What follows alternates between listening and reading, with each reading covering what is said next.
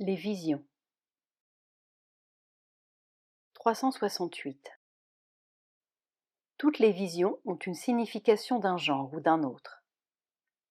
Ce pouvoir de vision est très important pour le yoga et ne devrait pas être rejeté, bien que ce ne soit pas la chose la plus importante, car ce qui est le plus important, c'est la transformation de la conscience. Tous les autres pouvoirs, y compris celui-ci, de la vision, devraient être développés sans s'y attacher, comme faisant partie du yoga et y contribuant. 369.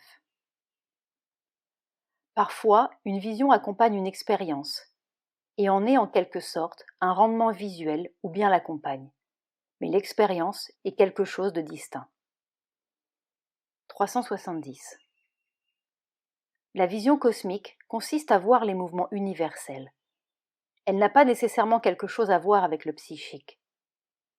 Elle peut se situer dans le mental universel, le vital universel, le physique universel, n'importe où. Qu'entendez-vous ici par vision psychique ?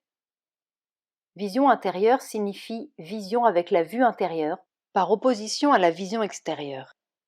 La vue externe avec le mental de surface, dans les yeux de surface. Dans la terminologie de notre yoga, psychique se rapporte uniquement à l'âme, à l'être psychique. Ce n'est pas comme dans le langage courant où lorsqu'on voit un fantôme, on parle de vision psychique. Pour nous, c'est une vision intérieure ou la vision subtile. Ce n'est pas une vision psychique. 371. C'est le plan vital, probablement le psychique vital. C'est surtout là qu'apparaissent les êtres du monde vital avec des têtes ou des traits d'animal. Un être à corps humain avec un visage de chien représente une énergie sexuelle matérielle très grossière. Naturellement, toutes ces énergies peuvent être transformées et cessent alors d'être sexuelles. Elles sont changées en une force matérielle de quelque sorte, tout comme la force séminale peut être transformée en ojas par le brahmacharya. 372.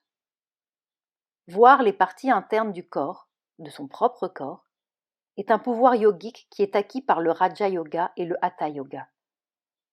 Je suppose que ce pouvoir pourrait s'étendre à la vision du corps des autres.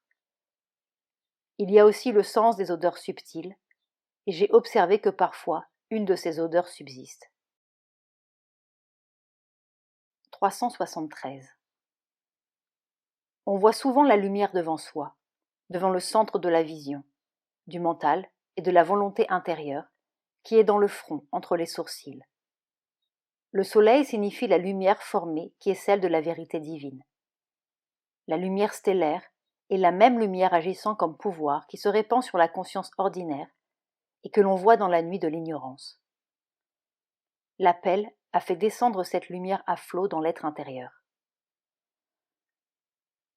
374. Krishna a 3 couleurs différentes. Bleu diamant pâle, bleu lavande, bleu sombre, etc. Cela dépend du plan sur lequel il se manifeste. Il y a un bleu qui est le mental supérieur. Un bleu plus foncé appartient au mental, la lumière de Krishna dans le mental. Tous les bleus ne sont pas la lumière de Krishna. Le bleu diamant est la lumière de Krishna dans le surmental. Le bleu lavande est sa lumière dans le mental intuitif. Le bleu est aussi la couleur de Radha. 375. L'expérience importante est celle du rayon blanc dans le cœur. La lumière blanche et l'illumination du cœur par la lumière est une chose de grande importance dans notre sadhana. 376. Dire que toute lumière est bonne, c'est comme si vous disiez que toute eau est bonne, ou même que toute eau claire et transparente est bonne. Ce ne serait pas vrai. Expérience psychique dans le yoga, Sri Aurobindo.